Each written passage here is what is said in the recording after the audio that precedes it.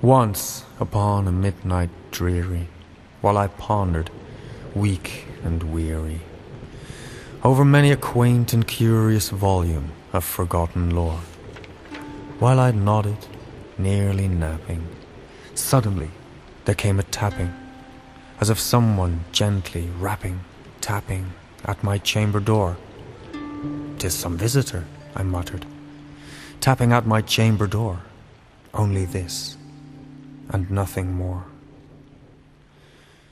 Ah, distinctly I remember it was in a bleak December, and each separate dying ember wrought its ghost upon the floor. Eagerly I wished the morrow, vainly I had sought to borrow from my books surcease of sorrow, sorrow for the lost Lenore, for the rare and radiant maiden whom the angels name Lenore, nameless here forevermore.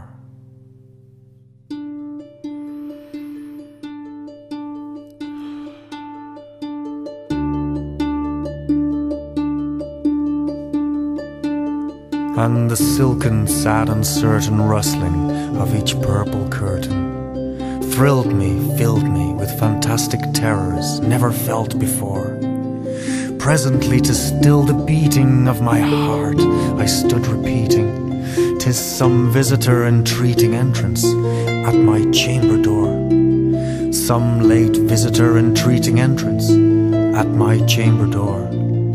Merely this, and nothing more."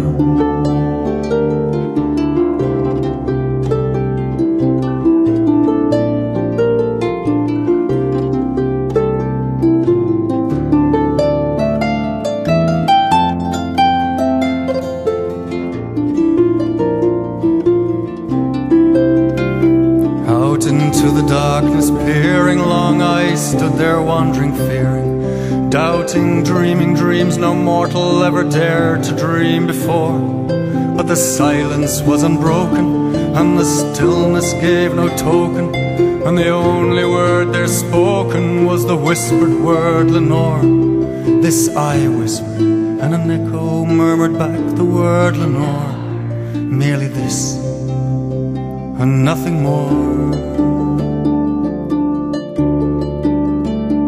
Back into the chamber turning, all my soul within me burning.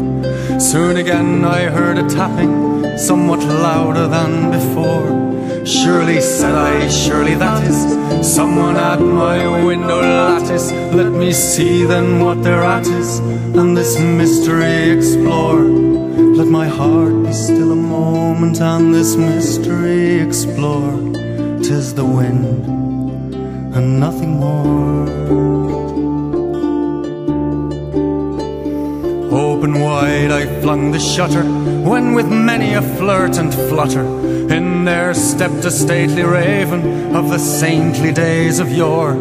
Not the least obeisance made he, not a minute stopped or stayed he, but with mien of lord or lady perched above my chamber door, perched upon a bust of Eris just above my chamber door, perched and sat, and nothing more.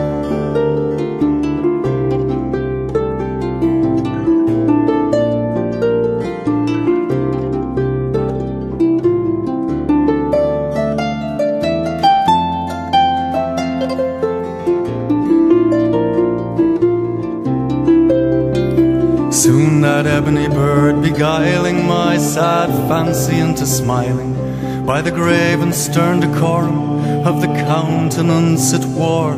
"Though thy crest be shorn and shaven, thou," I said, "art sure no craven, ghastly, grim and ancient raven, wandering on the nightly shore.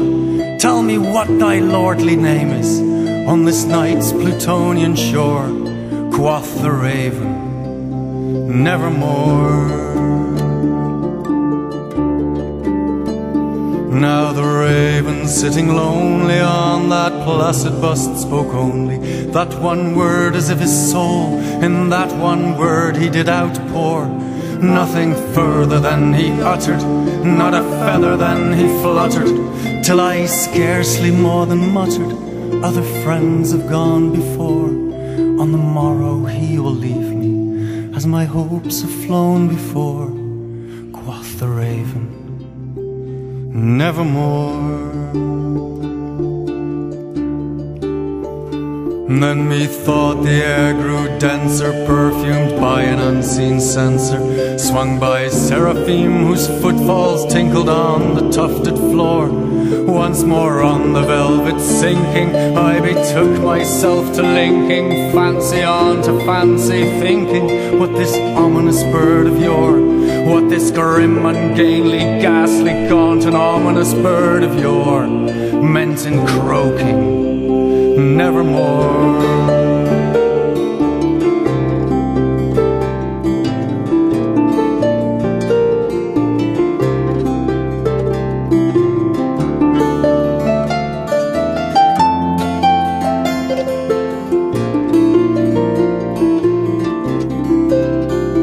Prophets said I a thing of evil, prophets still if bird or devil, whether tempter sent or whether tempests tossed the air ashore.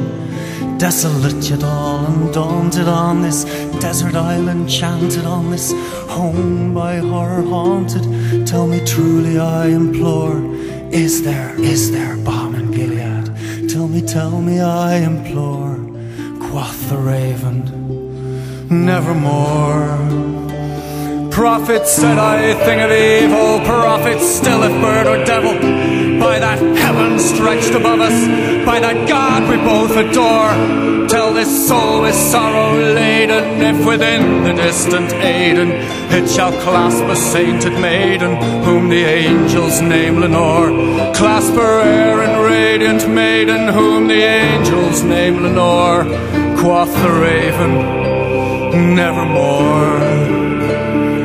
That word or sign in parting, bird or fiend, I shrieked upstarting, get thee back into the tempest and the night's Plutonian shore. Leave no black plume as a token of that lie thy soul has spoken.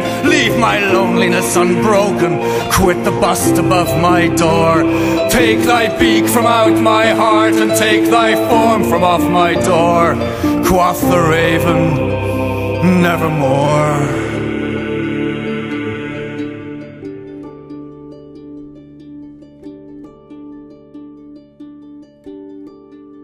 Now the raven, never flitting, still is sitting on the bust of Eris, just above my chamber door, and his eyes have all the seeming of a demon's that is dreaming, and the lamplight o'er him streaming throws his shadow on the floor, and my soul from out that shadow that lies floating on the floor will be lifted